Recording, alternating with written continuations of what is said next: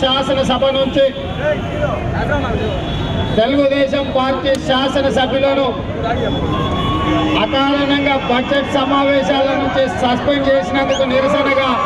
తెలంగాణ శాసనసభలో కల్వకుంట్ల చంద్రశేఖరరావు గారు ఉల్లంఘిస్తున్న సందర్భంగా వారి సాక్షిగా రాష్ట్రం మొత్తం మీద నిరసన తెలపాలని, ఈ రాష్ట్ర ముఖ్యమంత్రి గారికి కనువిప్పు కలగాలని చెప్పి మిగతా రాష్ట్రాలకు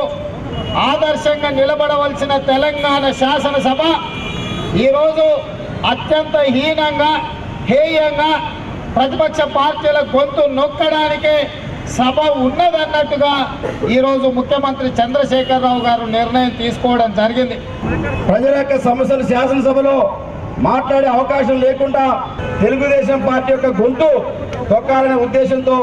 కేసీఆర్ గారు కుట్రపడటం జరిగింది. ఈ సందర్భంగా నేను ఒకటే ప్రశ్నిస్తా ఉన్నాను. ఎవరైతే హరీష్ రావు గారు మా ఇద్దరి యొక్క సస్పెన్షన్ మీద శాసనసభలో తీర్మానం పెట్టాడో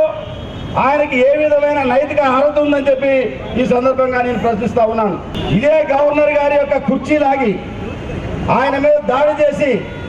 ఆయన కూర్చున్న కుర్చీని పక్కకు నెట్టి గవర్నర్ ప్రసంగం యొక్క కాగితాలు దించి ఆయన ముఖం మీద విసిరేసిన హరీష్ రావు గారు దొంగన్నట్టుగా మమ్మల్ని సస్పెండ్ చేయడం ఏ విధంగా హరీష్ రావు గారికి అర్హత ఉందో సమాధానం